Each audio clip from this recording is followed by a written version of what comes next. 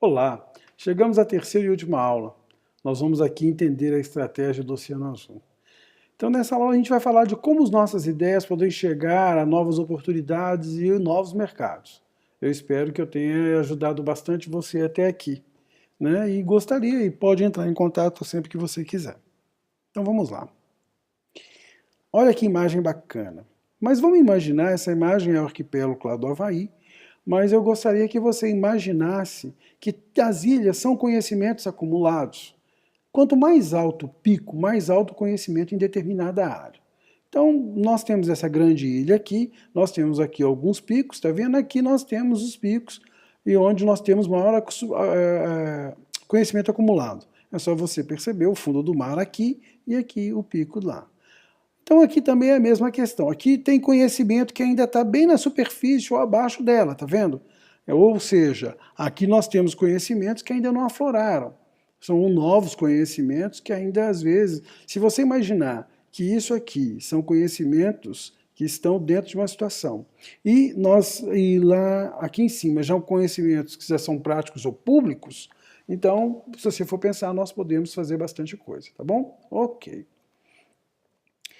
Você consegue posicionar um projeto seu nessa imagem? Então é uma pergunta que eu te faço. Você vai pegar um projeto seu e de repente vai colocar o seguinte, olha, onde é que eu encontro? Tem muita gente que já estudou, eu utilizei vamos dizer assim, muitos artigos para escrever meu paper, meu artigo, ou meu projeto, ou não. Ou eu ainda preciso de conhecimento técnico. Mas agora eu vou falar um negócio para vocês. Lembra, nós aprendemos na aula passada sobre fazer busca de interioridade. E vocês tiveram, eu mostrei para vocês como ter contatos de inovação, de inovação não, das patentes. Vocês sabiam que vocês podem utilizar as patentes para escrever os seus novos projetos? E na verdade, pelo que a gente sabe, você lembra que no vídeo anterior, naquele vídeo do CNPq, o rapaz fala que grande parte do conhecimento tecnológico estão nas patentes e não nos artigos e nos livros? Então comecem a usar as patentes para poder escrever os seus projetos. Então eu gostaria que ele tivesse aqui.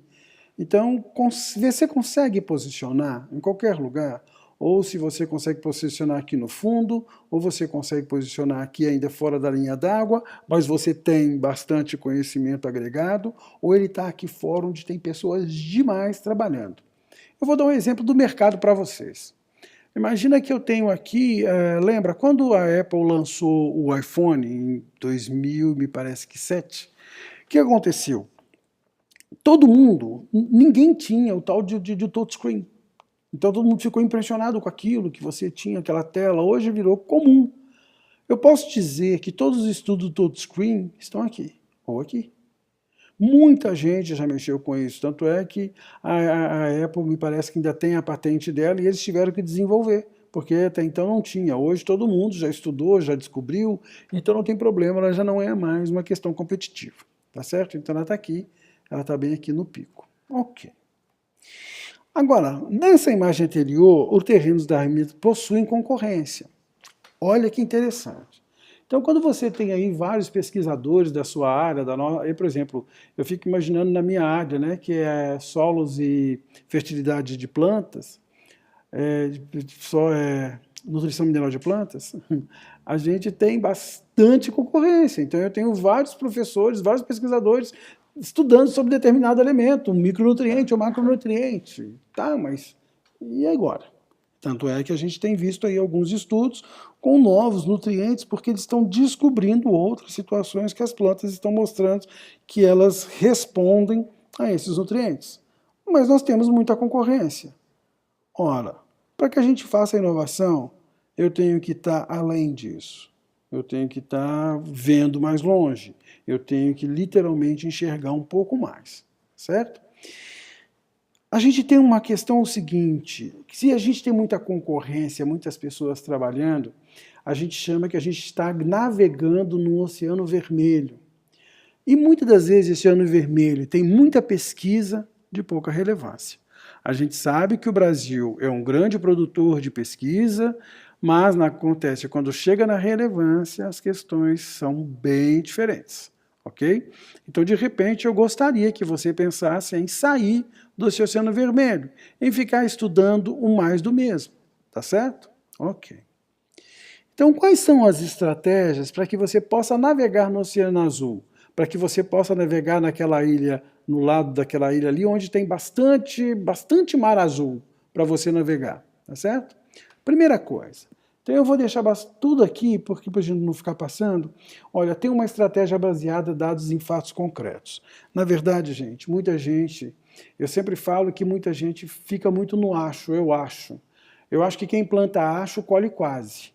Então, quando você tem uma estratégia que não são baseados em dados e fatos concretos, você está fadado ao fracasso. E, de repente, você não pode chegar muito longe. Outra coisa é explorar os benefícios do baixo custo e da diferenciação. Olha que interessante.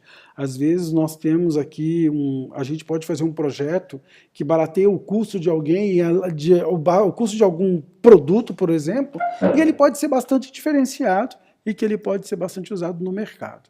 Então eu gostaria que você prestasse bastante atenção nisso. Baixo custo e diferenciação, tá certo?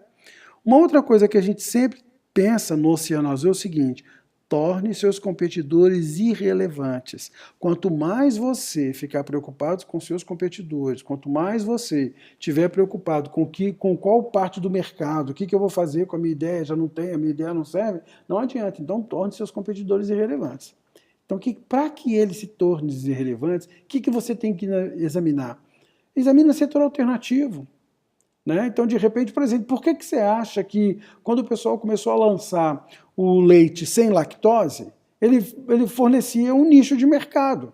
Hoje tem um mundaréu de gente que está tomando esse leite. Não precisa, mas o pessoal hoje vai lá e pega o leite sem lactose na gôndola, na geladeira.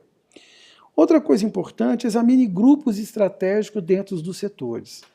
Você lembra, sempre a gente tem uma ideia que as pessoas que estão dos nossos lados, assim como as pessoas, elas têm as 5 pessoas que a gente mais convive, nós nos tornamos iguais a elas, né? Então são elas que influenciam muito a nossa vida. Então quanto mais você tem pessoas estratégicas trabalhando com você, melhor para você, né? Uma coisa que você tem que identificar é a cadeia de compradores. Gente, eu estou falando aqui não é só comprar produto, mas é comprar a sua ideia de pesquisa, é comprar a sua pesquisa que melhora algo para alguém. Então eu preciso de saber quem é que tem essa questão de comprar. Lembra que eu falei para vocês que eu deposito uma patente e de repente eu não sei para quem que a minha patente serve? Eu vou ficar pagando isso para quê, se ninguém quer? Então a gente precisa de determinar as cadeias de compradores. A gente também precisa de examinar ofertas de produtos e serviços complementares. De repente você está fazendo uma pesquisa de um determinado projeto, de repente num outro projeto você pode ter algo importante. Eu vou dizer um fato que aconteceu comigo mesmo. Eu estava fazendo um estudo aqui com batatas. A gente estava olhando a questão de potássio na batata. E a gente estava utilizando diversos tipos de, vamos dizer, de fontes de potássio na produção da batata. Aí uma colega falou assim: professor, eu posso usar o que você coletar, depois que você coletar, a gente fazer a qualidade culinária dessa batata? Ou seja, eu estava navegando num setor complementar. Tá, eu sei que aquele potássio naquela fonte é bom, mas a batata fica boa para fritar? Ela fica boa para cozinhar? Melhora? Então é bacana isso. E os apelos funcionais e emocionais dos compradores. Lembrem, as pessoas elas querem algo que funcione para ela, algo que realmente ela se sinta realizada.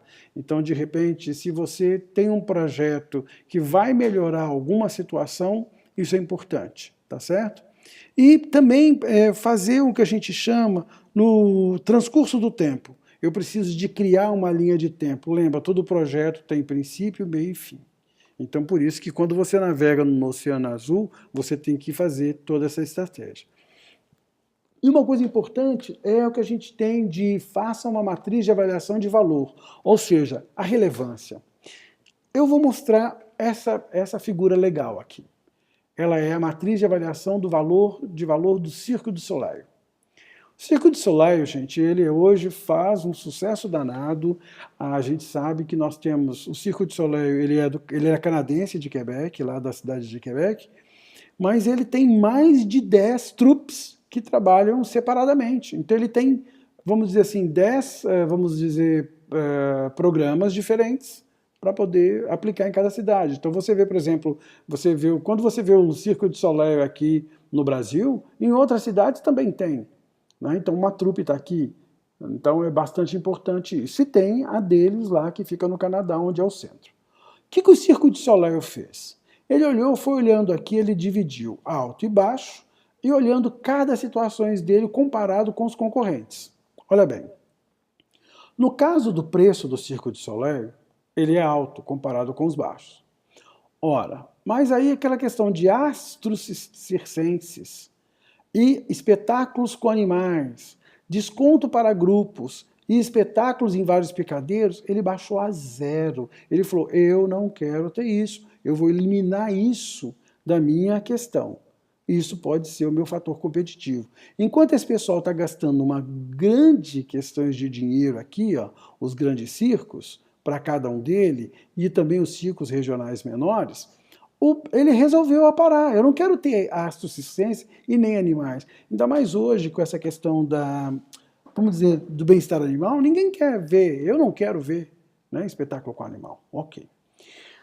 Quando a gente chega na diversão e humor, você vê que eles se competem. Né? Eles estão nessa competição aqui, então tudo bem. Aqui também na vibração e perigo, é lógico, eu quero ver um trapezista, eu quero ver alguém fazer alguma coisa de perigo, porque isso é bacana. Todos eles fazem. Agora olha bem o que acontece aqui com o picadeiro único. O picadeiro único, o pessoal realmente resolveu aqui, tantos circos, eles colocaram com baixo, né, não quiseram usar. Mas o Circo de Soleil resolveu usar somente um circo. E quando ele resolveu, aí o Circo de Soleil, não sei se vocês já viram um espetáculo ou leram sobre isso, sempre tem um tema. Então eles resolveram apostar nisso. Olha, enquanto eles zeraram aqui, eles aumentaram aqui, onde não tem concorrência. Tá vendo? Na questão do tema, no ambiente refinado para os espetáculos, você em qualquer lugar do Circo de Soleil, você se senta bem, é bem importante. Você tem várias produções acontecendo aí no mundo inteiro, como eu já vi para você, e músicas e danças artísticas, coisas que eles também não têm. Então vocês percebem que eu tenho aqui nessas 4 valores aqui agregados, o Circo de Soleil apostou muito. E por isso hoje ele navega no Oceano Azul, ele não tem concorrência nenhuma. Ninguém faz um espetáculo como eles. É isso que a gente está pensando quando a gente fala dos nossos projetos. O que pode nos diferenciar dos outros? Tá certo? Muito importante isso. Ok. Então aqui com aquela imagem maravilhosa que eu mostrei para vocês no início, eu gostaria que vocês pensassem nessas estrelas que eu coloquei aqui. Ou seja, tente navegar nelas. Tente navegar perto delas, onde você quiser, mas fuja um pouco disso aqui.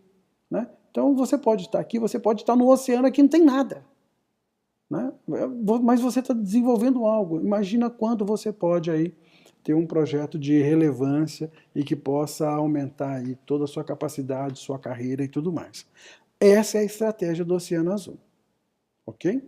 Então vamos a considerações. Então lembre-se que dados e fatos concretos são diferenciais para desenvolver um bom projeto e iniciar sua estratégia. Lembra? Eu vou falar de novo. Quem planta, acho, colhe, quase. Com certeza, há muito conhecimento na sua área. E há a probabilidade alta de que há conhecimentos que possíveis parceiros bem perto de você estão precisando para serem mais competitivos ou se diferenciar no mercado. Ajude-os. Acho que nós precisamos de sair da nossa zona de conforto e sair da nossa ilha de conhecimento, tá certo? E leia um pouco mais sobre a técnica da matriz de avaliação de valor, tá certo? Você pode encontrar isso no Google, você pode fazer essa matriz de avaliação de valor e você vai aprender bastante sobre ela. Use dentro dos seus projetos, certinho? Para ler mais, está aqui, eu vou deixar para vocês lá no site, no local onde está lá o material didático, tá certo? É bastante importante. Ok, chegamos ao final, parabéns, estou feliz por ter ajudado você, é muito bacana e, por favor, quero feedbacks, tá certo? Desculpe aí se os vídeos ainda, desculpe, os vídeos ainda são pré-históricos. Mas a gente resolve isso depois, tá bom? Um grande abraço, fiquem com Deus, e eu tenho certeza que eu vou poder ajudar muito e vou querer a ajuda de vocês também. Fiquem à vontade de usar o meu e-mail. Muitíssimo obrigado, tá aí o meu contato novamente, ok?